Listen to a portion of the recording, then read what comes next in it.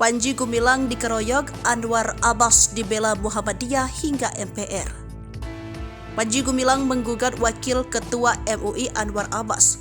Gugatan pimpinan Pondok Pesantren Al Zaitun terdaftar di nomor perkara 415/2023 Pengadilan Negeri Jakarta Selatan, Kamis 6 Juli 2023. Anwar Abbas mendapat pembelaan dari berbagai pihak. LBH APPP Muhammadiyah siap mendampingi Anwar Abbas. Sekretaris LBH APPP Muhammadiyah, Ikhwan Fahroji, mengatakan pihaknya akan bertemu langsung dengan Anwar Abbas untuk membicarakan soal laporan tersebut. Ikhwan menilai laporan dari pihak Panji Gumilang didasarkan pada fakta yang tidak kuat. Wakil Ketua MPR RI Yandri Susanto menyebutkan sejatinya Anwar Abbas meladeni gugatan tersebut. Sebab Yandri yakin Anwar Abbas mempunyai argumen yang kuat terkait pernyataan tersebut.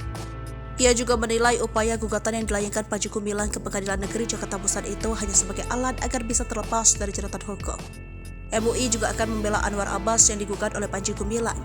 Hal ini disampaikan oleh Ketua MUI Bidang Informasi dan Komunikasi, Kim Masduki Baidolowi. Ia mengatakan Anwar Abbas tidak memiliki maksud apapun seperti yang dituduhkan oleh Panji Gumilang. Anwar Abbas juga tidak memiliki niatan mencemar nama baik Panji Gumilang.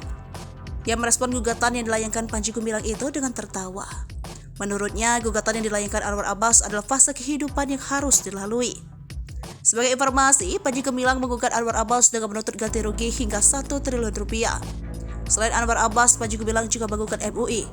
Sebelumnya, status kasus dugaan penistaan agama Panji Gumilang naik dari penyelidikan ke penyidikan pada Senin 3 Juli 2023.